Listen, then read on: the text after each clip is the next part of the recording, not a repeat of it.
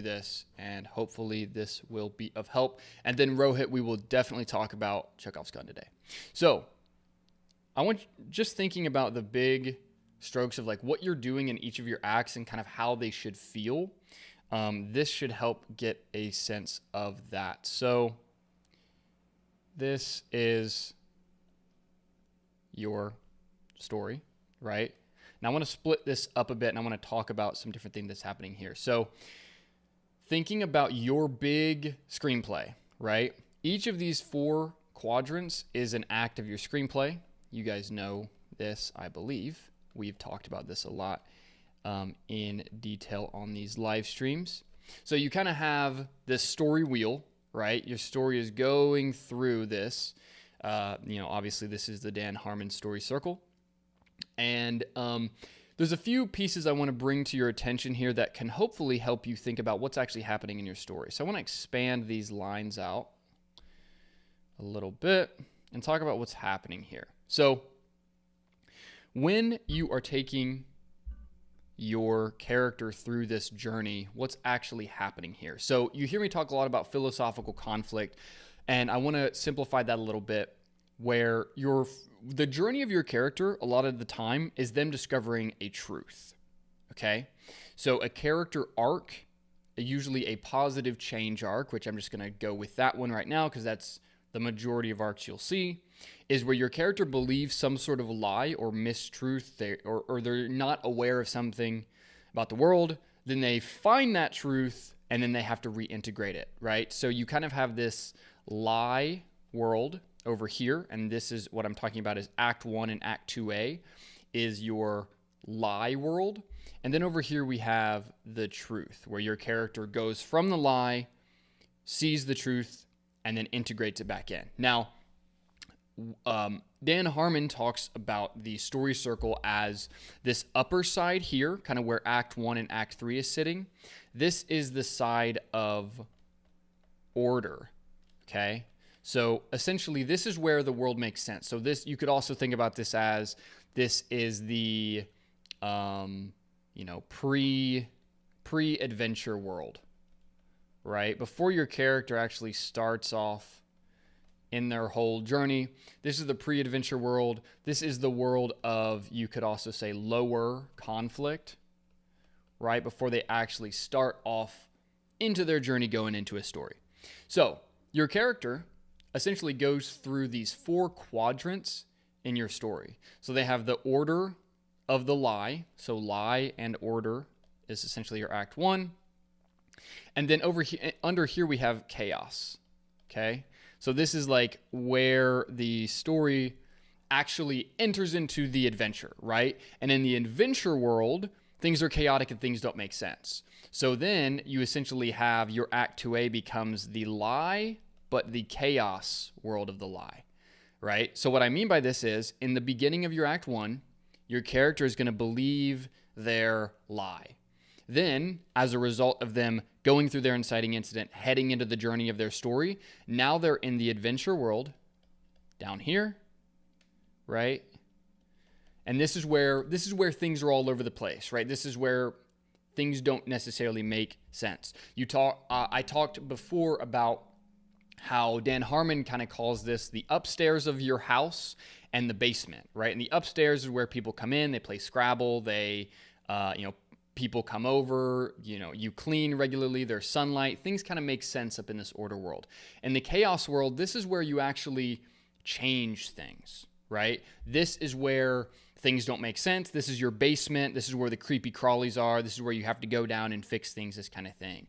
So you start off in your Act 1 with this, your character believes their lie and the world is in order, right? They believe they know how things work. Then, as a result of their inciting incident, they enter into this chaos world where they still believe in their lie, but now the lie is being challenged, right? Now, and you can also say this is kind of viewpoint 1 and this is viewpoint 2 to keep in congruence with what I've talked about. And then you get to this midpoint, and essentially this is where your character is like smacked with the truth. And this is where they actually go from the lie world, that's this big side, Act 1, Act 2A, enter into the truth world. So they get smacked with the truth at this midpoint, right? And now they have not necessarily integrated it, but now they're in truth chaos, right? Now, what I mean by this is like they've now seen that things are harder than they thought it was going to be, or that there's, they've seen the cracks in their belief, right? And then the way that they actually come back up, exit 2B, go into Act 3 and resolve the conflict of the story, right? To actually go back to a non-adventure world. How do you actually return to a world of no conflict, return to a world where things make sense again?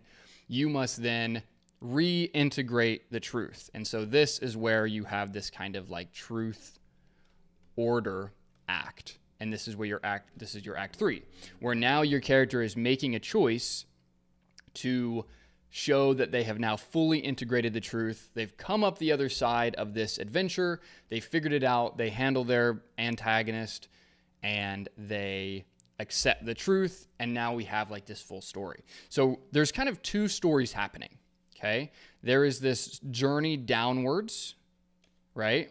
And this climaxes at your midpoint. Okay.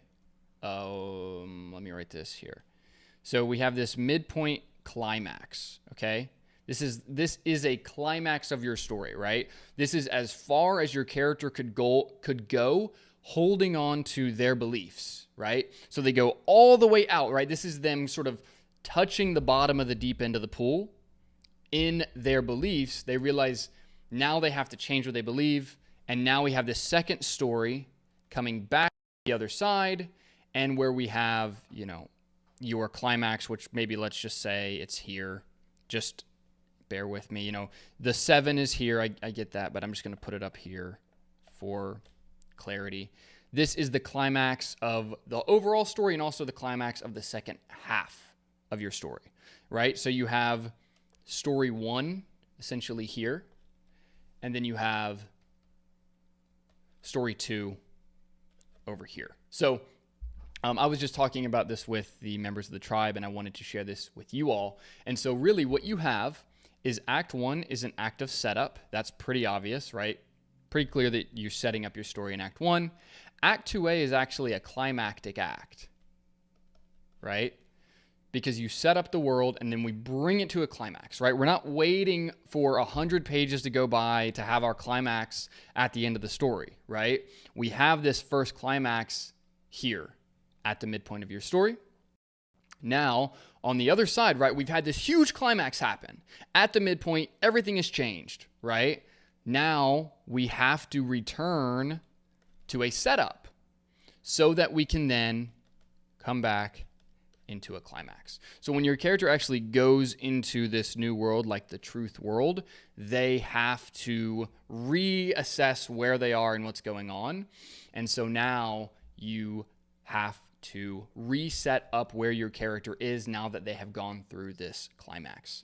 And so hopefully, like, again, this is big and broad, but if you can see the big, broad movements of your story here, it can help you get the foundations on the right track, because if you don't have your story clear from a broad perspective, you can never go in and actually be working on the right scenes, because you don't actually know if that scene is supposed to be in your story. So hopefully this gives you a sense of what is actually happening in a story. And this is not just screenplay structure, right? This is the structure of how human beings change their beliefs. That's why I've ranted and raved about Dan Harmon's Story Circle, and that's also why you see me talk constantly about viewpoint 1, viewpoint 2, the lie, and the truth, is because stories are a mirror to real life. They come from real life, right? So they're not just this thing that we made for no reason.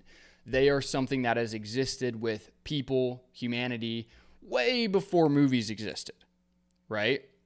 So the fact that we happen to do movies now, and that's our main method of storytelling, doesn't mean that it's the end all be all of how stories work. We have to go back to knowing the purpose of a story fundamentally. And the purpose of a story fundamentally is to take a character from a lie and bring them into the truth, therefore changing the belief of the character and therefore also changing the beliefs of the audience. This is why stories are powerful. Now, I am specifically applying this to screenplays because that is the biggest, most influential way that we tell stories now. So, if movies didn't exist, all of this would still apply. So, hopefully that is helpful for you lovely people.